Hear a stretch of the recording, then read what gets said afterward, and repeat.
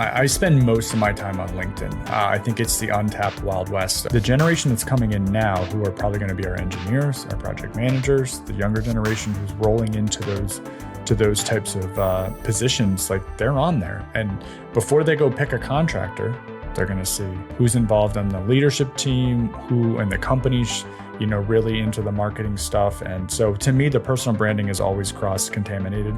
I spend a lot of time promoting stuff that I love, which is really humor and potential.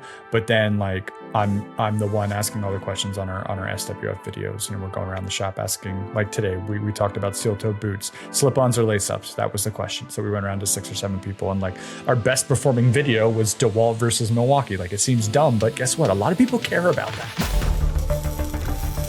Welcome to Making Sparks, the podcast where we ignite your passion for metal fabrication and fuel your business success. Join industry leaders and dive deep into the world of metalworking. From business insights to tips of the trade, Making Sparks is your forge of knowledge. During each episode, discover success stories, innovative solutions, and expert interviews that light the path to business growth. Subscribe today and grow and improve your company, and let's make sparks fly together.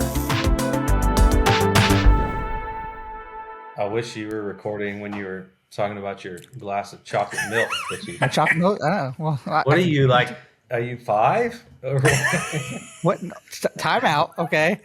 I don't like drinking, or I don't like eating sweet stuff without milk. And so the other day I got me some Pop-Tarts. I don't like eating sweet stuff without bourbon, but I don't pour that in the middle of the work day either. You eat sweet stuff with bourbon? Oh man, that don't sound good at all. A chocolate chip cookie and a bourbon goes really good together. I'll take just the cookie. Where are you at with the chocolate milk? I can't do. I used to drink gallons of it, and I can't do any milk anymore. It completely destroys me. If I have a milkshake, I'm out for 3 days. It's horrible. I wish I could. I used to drink it in college, between preseason workouts, and now I can't even touch the stuff. Sad days. You said preseason. What kind of college sports? I played soccer in college. Oh, cool. Awesome. I saw Mason, who was just in here, just walked by the window. I guess he's leaving. What a loser. Hey. He's taking your milk. He's looking at me right now out the window. Anyway, welcome back to Making Sparks. I'm your host, Casey Velker, sitting virtually with my co-host, Matthew Nix. And we got a special guest, Brandon, here that we will introduce here in just a second, but maybe now. I guess now we'll introduce. Should I redo that? That was bad. It's the hardest part, man. It's the hardest part of every podcast. I forgot where I was going. How do you pronounce your last name, Brandon? Stanchock. I'll try again. Welcome back to Making Sparks. I'm your host, Casey Velker, sitting here virtually with my co-host, Matthew Nix. And we got a special guest, Brandon Stanchock. Pretty sure I said his name because he just told us how to pronounce it. There we go. I'll let Matthew introduce him because he always does a good job introducing people.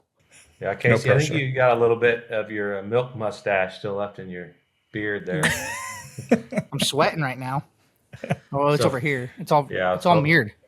For the guests, we were having a little fun with Casey. He said that he forgot we were going to record this podcast, so he had to come running over to the makeshift studio to record, and he had to put his chocolate milk down before he came over. So, Matthew, before we go on, look at your little thing where it says microphone and see if it's on your headset. I'm going to stop recording real quick.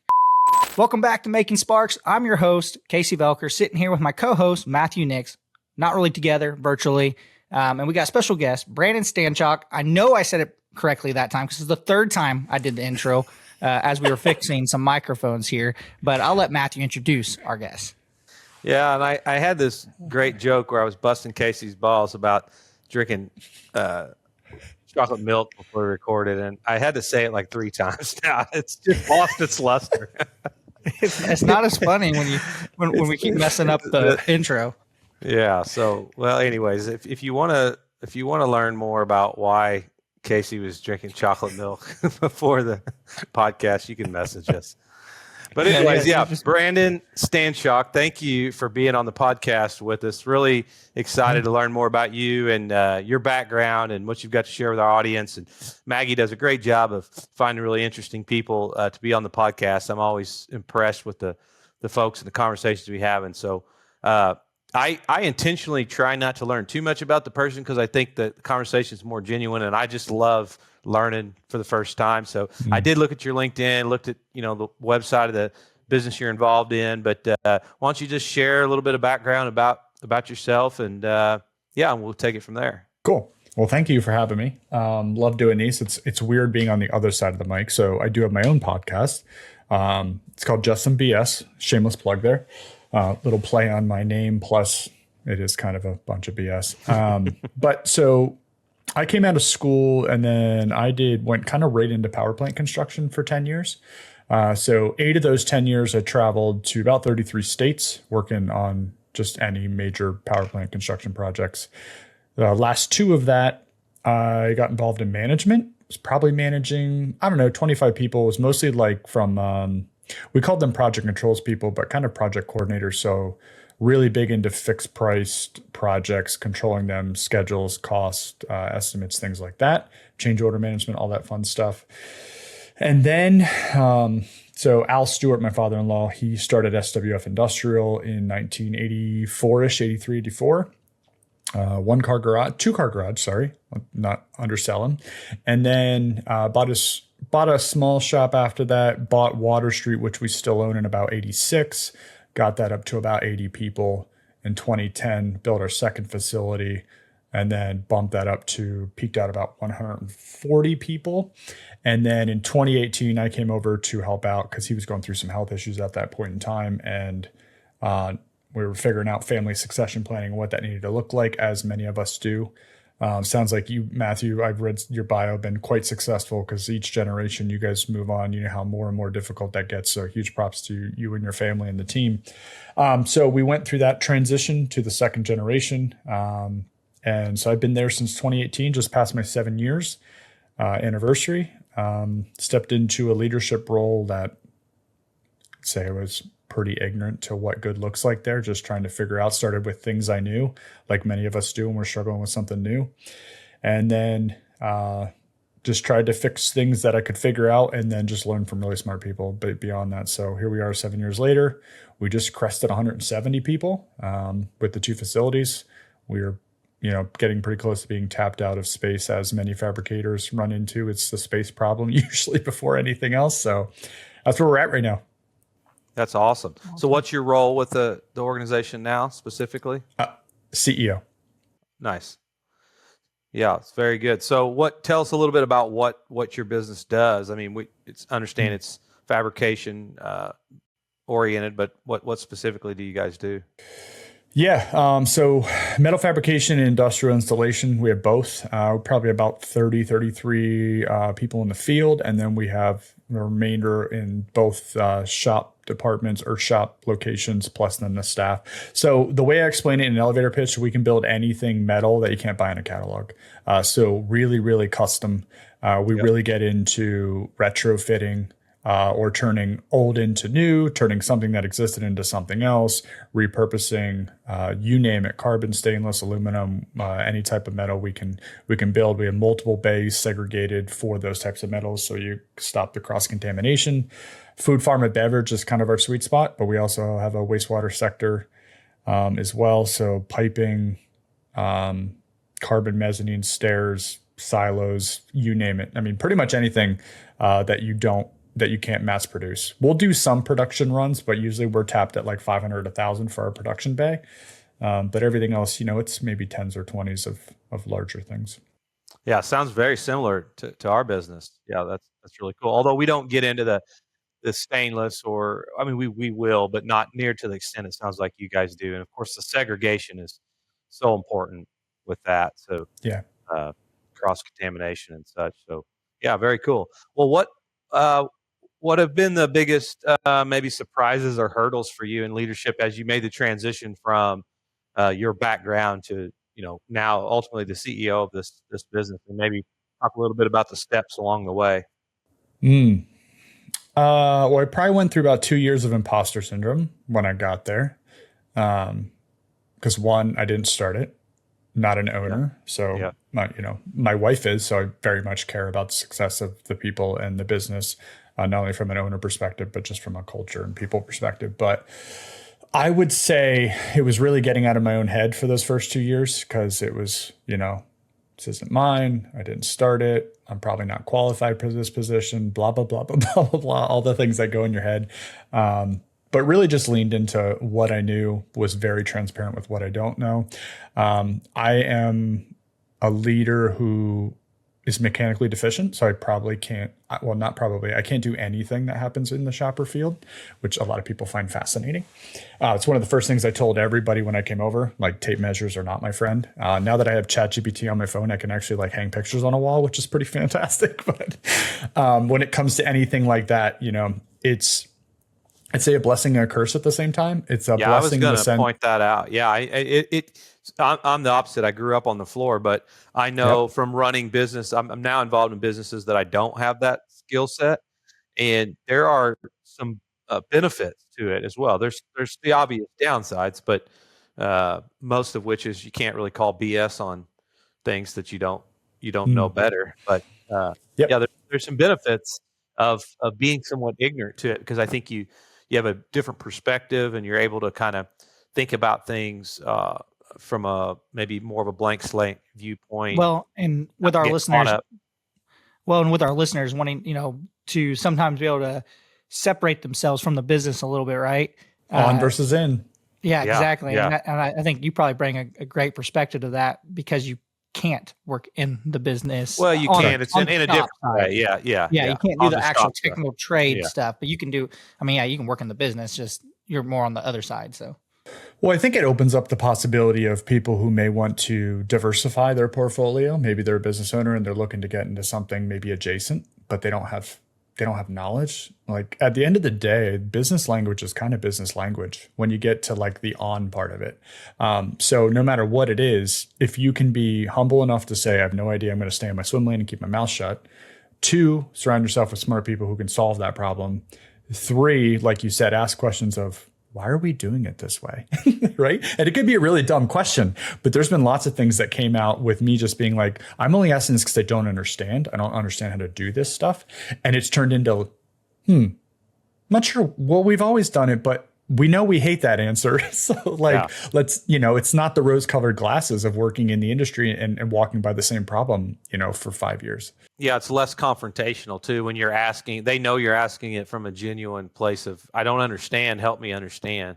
Yes. Which I think there's a lesson for all of us in that, like, even if you think you understand or you think you know what's right, the way, and I don't do a good job of this. I'm preaching to the choir. Just how do we approach the situation where we're inviting that dialogue, like, help me understand this. Mm-hmm. So I think that's a great leadership lesson for sure. Yeah, I think one of the best things my coach ever told me was, when someone brings you a problem, before any solution comes out of your mouth, ask 3 additional questions. That's her process. That's just teaching me. So it's more info, more info, more info. Okay, let me now talk about a solution, because I'm horrible with this. Just like you said, it's one of those things that I really struggle with because I'm a fixer. I want to just fix and move on. Checklist, right? Yeah. And it's one of those things where you got to really slow down and make sure you kind of wrap your head around the whole story. But that ignorance played a huge part in humbleness, asking, staying quiet when I need to, getting involved when I need to, and just kind of being able to find my path. And our team is incredible, right? They allowed me that space to work on things that I felt strong about and let other things go that until I gathered enough knowledge to understand that. So, I had a perfect scenario of walking into people who were so strong, knew what the business needed, knew how to run projects, knew how to do all the things in the field. And then mine was really from a macular level of, okay, I've run a ton of fixed projects in the construction world before, from $1 million to 10, 12, $15 million. So I know what good looks like there. I'm going to start there, because I know if we make money on all the projects, then everything else should work out, right? Because I didn't know business finance at that point in time. I had to go figure that out too. So it was just, I had the capacity and runway to try to take my time and figure things out and just ask a lot of questions. Hey guys, it's Nick from Making Chips, and I gotta tell you about our new show, Lights Out. When someone talks about being lights out, what comes to mind? For me, it's Michael Jordan. He's got the ball, the game's on the line. or it's Leo Messi taking that ball up to take a penalty in a penalty shootout. These guys are elite and they're unstoppable, and you just know they're not going to miss. But I also think about the technology, automation, process, and most importantly, the mindset of the manufacturing leaders with the best shops in the world. Every episode will equip and inspire you to run lights out so you can sleep soundly while your shop never stops. Because we all know, if you're not making chips, you're not making money. So check out the new Lights Out podcast by Making Chips. I will see you there.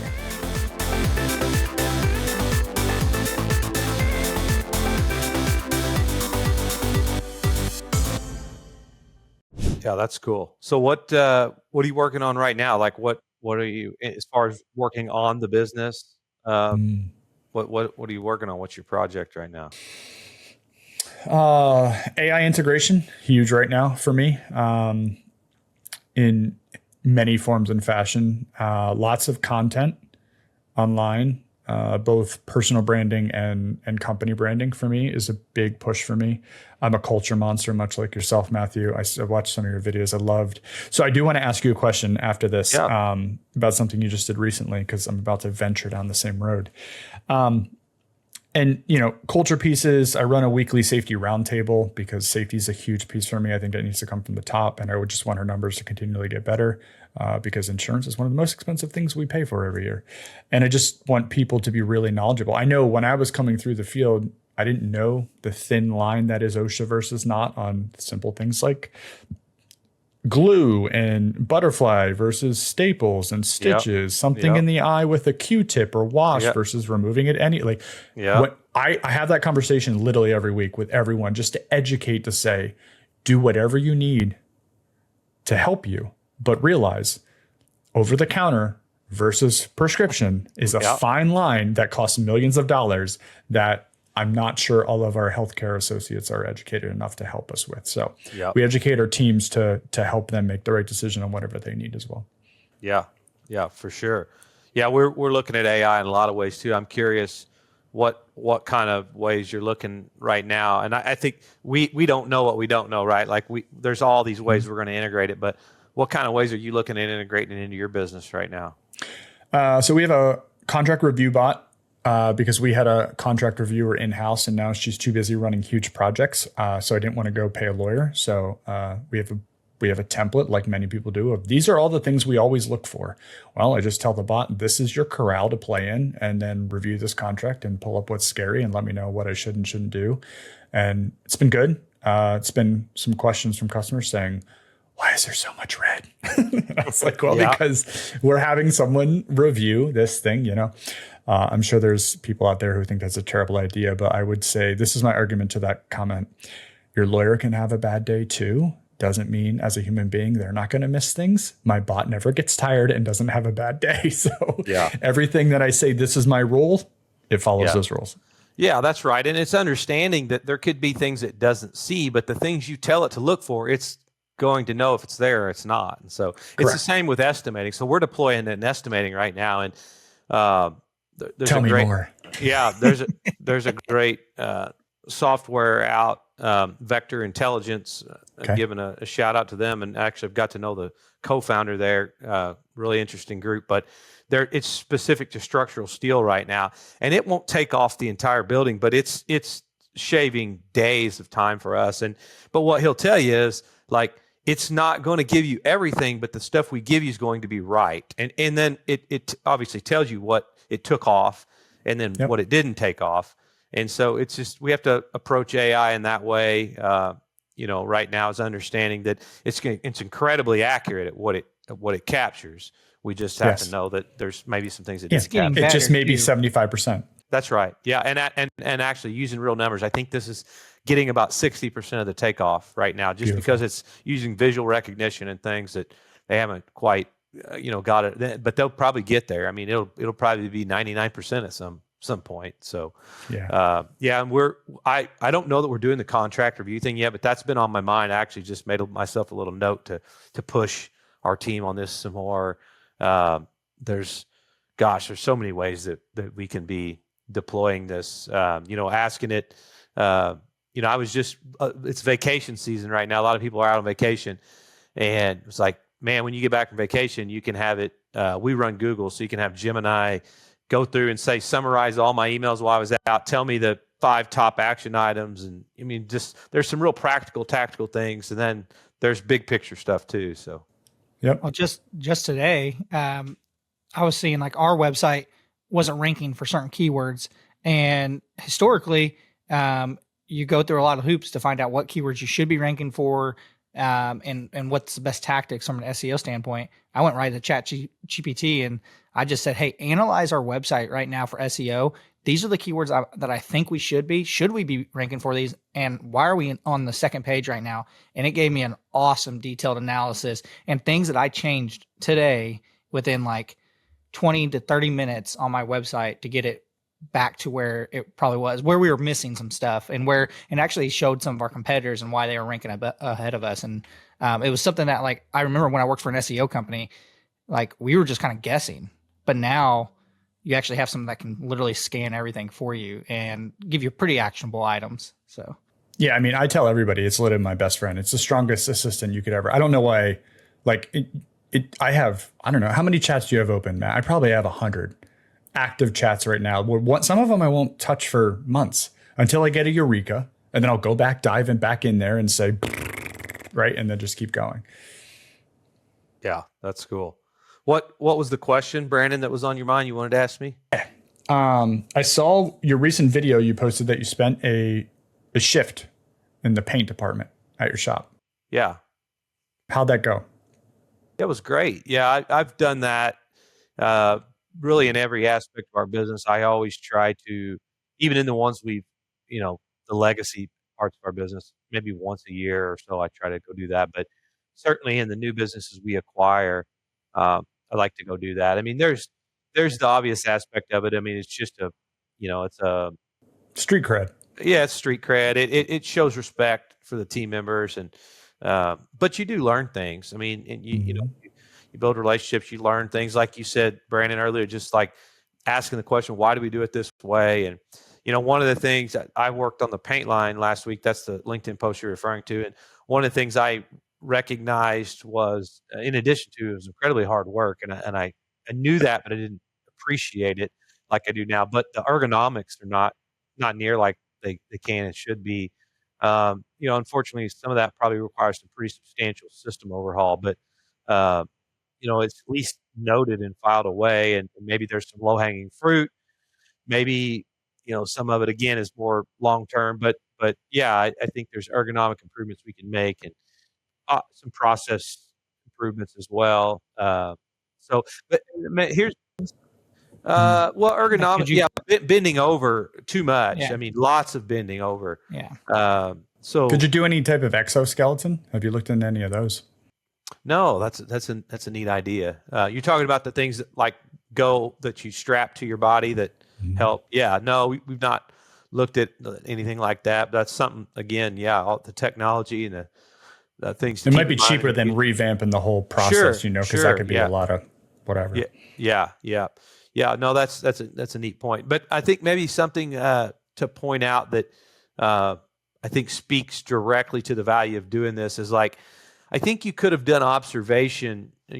That's something we try to promote, is like, in fact, we've got someone trained internally on observation. Like, it's one thing to just say, I'm going to go observe, but like, if you follow a scientific method of observation, really do an in-depth analysis.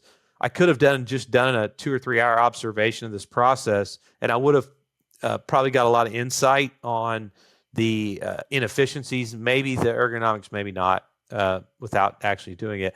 But at first, as I was doing it, and I worked an 8-hour shift, as I was doing it, I recognized there were a lot of inefficiencies in, like, how the material gets brought to the line, and we've got to walk a lot of steps to go get material, and there were some inconsistencies with some things. But the interesting thing about a continuous conveyor line is, like, it sets the pace. It's going to go around and around, no matter if you get the parts hung or not, right? And so then I thought to myself, well, we're sort of controlling the pace that we're going to put the parts up there by the line speed. And if somebody doesn't show up to work today or whatever, somehow the parts all make it on the line. And then I thought about, we could process improve the hell out of this and make it more efficient, but we'd also kind of dehumanize it too, and it would get really monotonous. So I found myself like appreciating the break and like hanging and like walking to get more parts. As opposed to like if you were just process improving the hell out of this thing, there'd be a conveyor belt bringing me parts and I'd pick it up and put it on, pick it up and put it on. It would be so incredibly dehumanizing and monotonous. And so like that little insight, you can't ever get that by doing observation. You would just be like, why the hell are they walking to get the parts? You know? So I hadn't really thought about that much and shared it with anybody until you asked the question. So thanks for asking. And but in the broader why I do it, of course, is what you already mentioned, and just think it's good practice. I should do it more. My assistant, she encouraged me. Something that I do pretty religiously is I do listening sessions with each specific group throughout our business, one-on-one. I've got a CEO of a massive multi-billion-dollar family controlled. Now they're publicly traded. But anyways, long story short, he's been a mentor to me, and he does this. And so I meet with about 10 or so folks at a time. I buy their lunch, ask them a bunch of questions. That's why it's called a listening session. And their direct supervisor or leader's not present. So it's directly from me to them. My executive assistant comes along on those now and takes notes for me so I can, really be locked in and listening and engaged. But anyways, when we left that, she encouraged me. She was like, you really should go work out there on the floor. And I was like, you know what, you're right. I need to do that. So it was helpful. I was appreciative of the nudge. Yeah. So I asked the question because I'm going through 2, 3, 4, 5, 6, 7, all 7 departments this summer, a week at a time. So I start Monday, the 7th, and I'm doing 1 week in, 1 week out back in the office to keep up with my other stuff I don't want to deal with. That's a serious commitment there. Yeah. And 3-pronged approach, same thing. I have a very process improvement mind. I can look at things and say, this is inefficient. Why? Or I've never done this before. So I'm going to ask all the really stupid questions of like, why do you walk so far to get this? Why can't this be set somewhere else? Can we have a space for this? All the really dumb stuff while I'm out there. So I'm just going to talk into my phone to keep notes. And then I'll just take those and turn them into transcriptions. And I'm going to download all of those every week by department, and then put them in AI and say, okay, we're doing a process improvement situation. This is everything I observed in a week's time frame.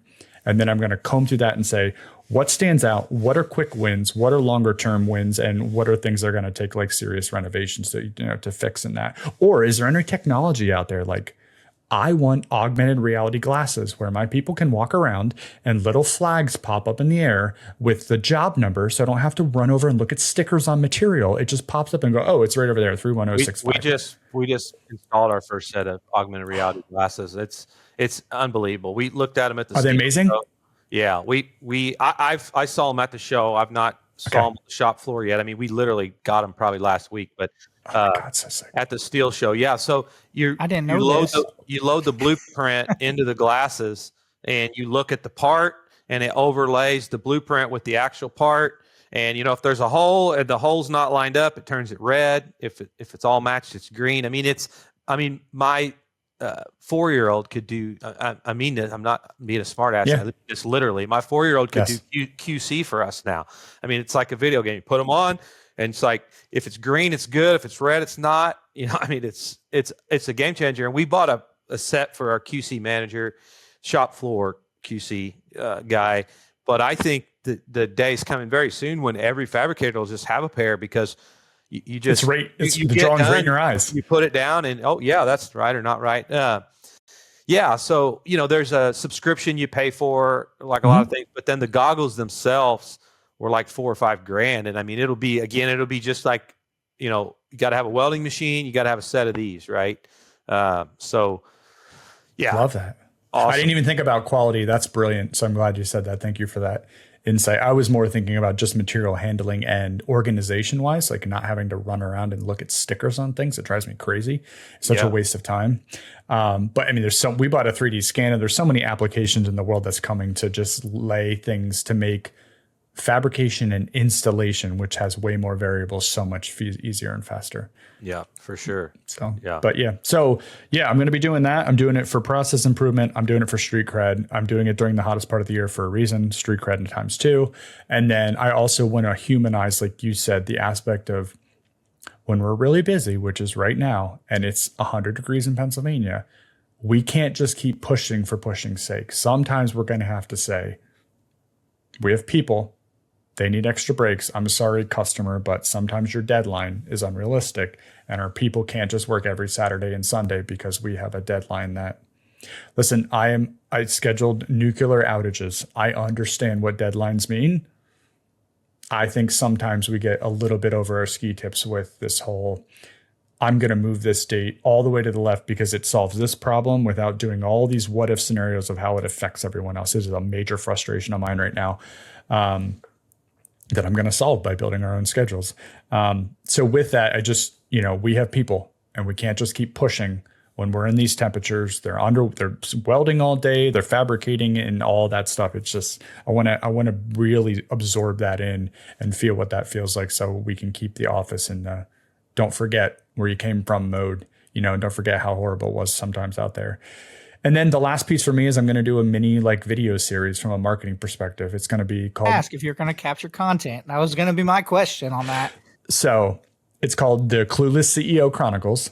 I'm going to do a video every day at the end of the day of what I did, what I learned, any process improvements I saw, what was really cool, what I didn't like, things like that, and just do a little 60-second, hopefully under 60-second for retention issues.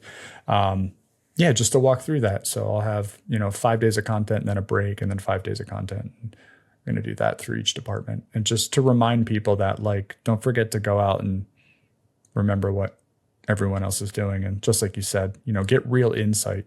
Oh, we lost him. Hey guys, it's Nick from Making Chips. I want to give you 3 quick reasons why you should check out Mike Payne's podcast, By the Numbers. Mike, my good buddy, my partner on Making Chips, is full of wisdom. He's full of experience. He's full of what it takes to buy, sell, and lead a business, specifically a manufacturing business. So all the numbers that you should be focused on to improve your performance, that's what he's the master at. The second reason, Mike's the first person I call. If I'm looking at a new idea, a new partnership opportunity, a new acquisition, any new initiative where I need to dive into the numbers and figure out how to approach it, Mike is who I go to. And third, you got to love that buttery Tulsa King voice that Mike rocks. It just soothes your soul. It gives you the confidence to elevate your leadership.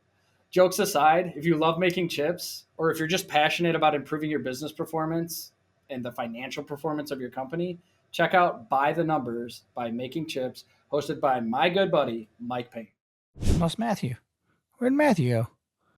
But yeah, I'm excited about the content piece. I'm going to wait for him to come back on. I was going to ask because one of the questions I was wanting to ask about that is, I know Matthew thinks about this a lot. I don't know if he's going to hop back in or not, but what does your team members think about you doing that content? And then also I think there's a benefit, what you talked about, telling your customers about deadlines and stuff. If they see that content may be more for your podcast and your following that's learning, just like the people that are following us on this podcast. But there's so much that we don't realize that our customers care too. Or if they don't care, they'll find valuable of you sending that. So I'm kind of bringing that up now, but I'm waiting to see. I'm going to see does he know he's out? I wonder if he knows. I'm going to text him. He's grabbing milk before he comes back quick. Yeah, I need to go get that. Oh, Chloe, our operations coordinator, put my milk in the fridge for me. What a nice lady. Thanks, Let's Chloe. go. She's watching. No chocolate milk was harmed in the making of this podcast. I got to figure out where Matthew's at. They were just riffing, baby. I'm just here to intro and sometimes pick up the slack when he gets kicked out of podcasts. So I'm ready to switch to what I like to talk about, especially let's go. You said you're on your day-to-day. You talk a lot about doing content. I would like to know, how do you decide what you're doing for your personal brand and what you're doing for the business, and how often do those collide? I mean, they're forever colliding. I spend most of my time on LinkedIn. I think it's the untapped Wild West of where most of us should be because Love LinkedIn. Well, it's the only place to grow anymore, to be honest, unless you're going to spend 10 years consistently. And I plan on doing that for LinkedIn. But the key to it is most of your customers are probably on there.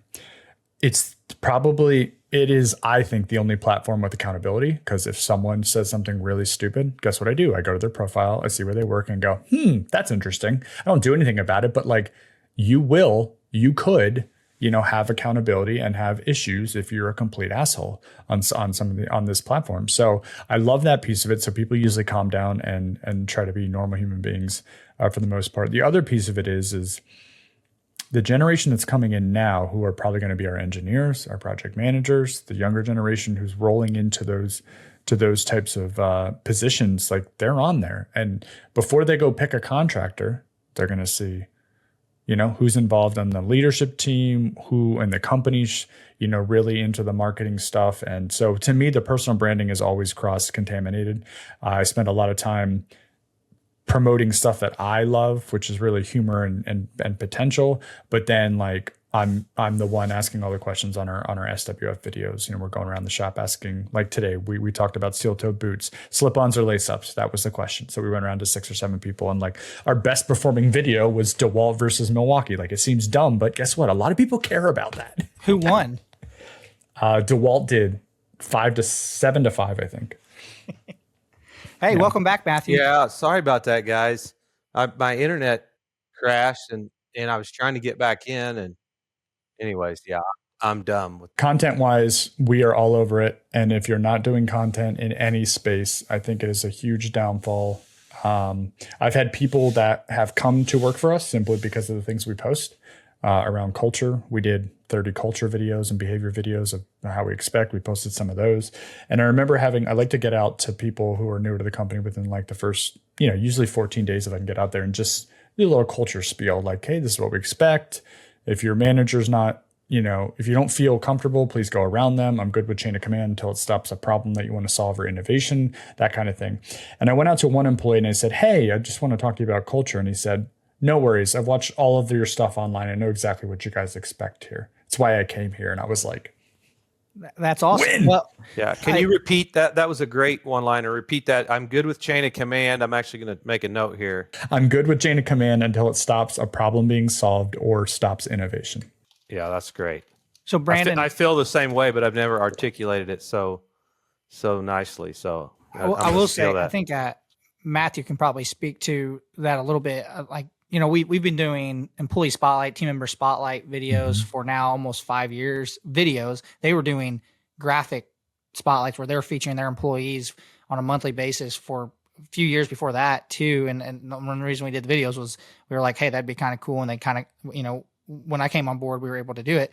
Yeah. But it was the same way. Like you start attracting the people that are on those videos to come work for you. And I know we're all about diversity, right? I get it. Like it's all about, hiring diversity, but at the same time, you got to hire people that want to work together towards that common goal. And I think those spotlights make a big deal. And I'm sure you just did this thing when the employee said, oh, I get it. I came here to work here because of those videos about your core values and the culture and things like that. So I don't know, Matthew, I don't know if you want to speak on that. Yeah, at all. no, I'd love to jump in. I love what you're doing, Brandon. That's awesome. We have a lot of similarities in that regard. We continue to iterate that all the time. So we have done the same thing in terms of we've got some culture videos, we've got a booklet we put together, but we are doing a email drip campaign. So when somebody accepts their offer, is what I'm trying to say. When they accept their employment offer, they get put into this email drip campaign the same way you would put a customer lead, right? And it feeds them a series of emails, even I think the first 90 days after they've actually come on board. And then that takes them up to the point that I do once a month. Our HR director has a standing calendar appointment on my calendar where I do a culture and history orientation. And they have been with the company for 90 days at that point. So I do it every month, but it's sort of the next class. And sometimes we'll wait. If there's only 1 or 2, we might wait till there's 3 or 4 or 5 to bunch them up. And so I end up doing that, maybe 6 times a year or something. It's probably how it works out. So it's not a huge time commitment. I think it's incredibly valuable. And I'm able to bring them into a training room and spend about an hour and a half with them, really diving into the culture and what the values and why we do things the way we do them, and We get a lot of great feedback on that. And then I always say to them, you've been with us 90 days by this point, so you can tell me if this is bullshit or not, if you've experienced something that's not in alignment with this, I want to know about it. And this is as much as an accountability session as a training session. So those are a few things we've done, along the lines of that, like you're talking about. Just really, I call it operationalizing the culture. How do we take that and ensure that it's something that is kind of ingrained into the day-to-day operations of the business. Very passionate about that, as you can tell. Yeah, no, that's brilliant. I love all of it. I always, when I run across people who get caught up on culture and this mythical beast that is culture, and how do you wrangle it, and is it really important, and how can you prove that, and all that stuff. My simple terms is, if you can get your culture right, and I mean right, and it's continuous improvement, you'll never reach the end. That's the shitty part about culture and safety, right? There's no finish line. But it's the competitive advantage that your competition cannot go by. You can get a consultant to come in and help you with culture, but it doesn't mean everybody's actually going to feel it, right? Like, if you actually work on it and try and get engagement and have processes and intentionality, which is what you're talking about, that's something that takes years, and trust and transparency and all of that stuff. It takes a lot of work. And so if you know that and you're getting it right in that space, your tiny steps just keep moving ahead, while some of your competition, if they don't take it as serious or as intentional, you're just going to keep surpassing that. And you cannot go buy it off the shelf. It does not happen. Yeah. Amen. Yeah. Another thing I did with AI as well, I built a Google form for a quarterly culture assessment for our company. You don't have to go pay some consultant a lot of money, because they're charging a lot of money to go do it. You can build, say, this is what I want to do, this type of company I am, this is what we think is important. Give me questions to fill out a Google form. Google Forms are free. Turn it into a QR code. Have everybody in your company anonymously. Don't collect emails. Plug it in. Pull all the data. Plug it back into AI. Everything that comes into the Excel sheet, and say, where can I improve my company culture based on this form? Right. Yeah, that's great. Brilliant. Yep. That's awesome. On the content side, something I wanted to ask you, Brandon, was, Matthew, obviously, I told you he partnered with me to launch Captivate Content. He believes in a lot of what we do. But I'm a huge believer when I talk to any business, it's not, you don't have to go out and spend, you don't have to work with Captivate Content or a company like that and do real high quality content. It can be DIY content. It can be stuff that you do on your phone. My question to you is how do you balance, is a lot of your stuff higher quality stuff? Is it stuff that you're doing on your phone? Is it stuff that, do you have someone in-house that's helping you with your content? How do you handle all that? And yeah, that's a great question. So we had no marketing. We had really no online presence probably 4 or 5 years ago. So when we went through that rebrand, which was a website change, change the logo, change the look and how we feel. We had an outside marketing company do all of that.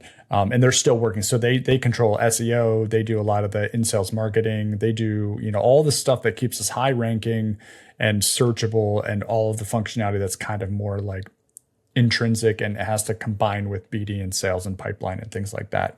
And then from a content side of things, it's my daughter and myself internally, where we just say, our one rule is scroll stoppers. That's all we want. So we're making content, and the only rule I told her is come up with ideas that stop people scrolling because they're interested, and it could be something. And I wasn't even bought into DeWalt versus Milwaukee, but 50,000 views later, now I am. You know what I mean? And so silly things like that, I realize it doesn't have to all be this master plan. Sometimes it's just finding something that's this push and pull that people really want. And it says 350 comments, right? Because it's team DeWalt, team blah, blah, blah, just back and forth, right? And people getting angry. And so it can be really simplistic like that. It doesn't have to be this master, beautiful plan. It can be screw ups. You can leave in things that are funny, because I think that as the age of AI keeps evolving, we're going to revert back to, I want to see shaky camera because I know it's real. I want to see people talking, laughing, screwing things up because I know it's real. We live in this world of perfection with content and the way it's going. We are going to want the human side of that. That's going to be messy, funny, stupid. And that, I think, is going to become full circle that not everything's going to be polished, and it's going to be like, I think that's why reason people love Theo Von right now. He exploded. He's probably one of the best storytellers on the planet. And 2, he has a story for everything. And 3, he's messy. He's real. And we're like, yes. And we need so much of that right now. And I think that's going to be a huge wave coming. Yeah. I will say we have a respirator company, industrial respirator company we work with. And some of their ad, we do tons of ads for them, and it's normally just one of our editors and the CEO of the company doing these ads, and we light them and we have some fun with them, but we don't really ever have scripts or anything. Yeah. And I still think of the one that's running right now. I get served it every once in a while. I got served it, and it was we were doomsday prepping, and he's looking at us. Our editor's looking at his stuff to doomsday prep, and the CEO comes in and goes, "Hey Mason, what are you doing?" And he goes, "Oh, everybody's doomsday prepping, so I'm doing it too." And he was supposed to say, "Oh, well, you should get a respirator or whatever." But instead the CEO goes, "Oh, that's cool." And then they just both started cracking up. And Mason put that at the beginning of the edit, and you could tell that it was all just a mess up in the ad. And then all of a sudden it glitches to the actual ad. And you're talking about scroll stopping. People are like, and like you get comments. People are like, "That is so funny that you actually put your blooper at the beginning of the ad," and things like that. Or if people like hate it, you get really negative engagement. But in that situation, all they're trying to do is, get Facebook's algorithm to keep serving it, so they don't care about the negative. They impressions are impressions, right? That's right. So yeah, no, what a hook. Yeah, I think a lot of humanality is going to be a hook for the future, which at least I'm hoping. I do quite a bit of YouTube for a personal hobby. When we travel quite a lot throughout the year. And so like some of my footage it's shaky, right? I'm walking down steps or whatever, but I'm leaving that stuff in because I think it lets you know I was actually there. Because now you can create video of any location on the planet and it's perfect. Do you have Ray-Ban Metas to do that? I do. I used them on the last trip. Me and Matthew, one of our podcasts, we were talking about that. I used it on our Disney World trip and I absolutely loved them. Yes, they're amazing. You can actually take them on rides and not get yelled at. I got yelled at Disney for carrying a 360 selfie stick. But I really wanted to use them because we went to Italy and Switzerland and I thought I was going to need to use the live translation. I was very excited. Everybody spoke English. I didn't even have to use them. I haven't gotten it to work, the live translation. Every time I've tried to use it, it says, "I can't do that yet." I'm like, "Oh, okay." Make sure you go on the app and you have to download the language you're going to be using. Oh. See, now I'm learning stuff here. Learning stuff on our own podcast here. I guess that's the goal. Maybe not about live translation, but that's cool too. Yeah, absolutely. I learn something every time. Well, I think that's a pretty good segue. We're running up on our time here, but awesome conversation. I got some notes that I'm taking away from this, and me too. Thank you for the knowledge drops.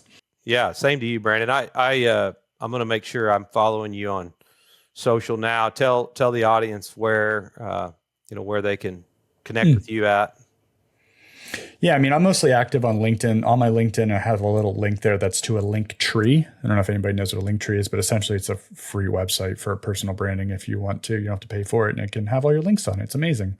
So that has a bunch of my stuff on there. Most of it's hobby stuff. And if you need any fabrication and you don't want to go to Nick's or maybe they're too busy, you can check us out at swfindustrial.com.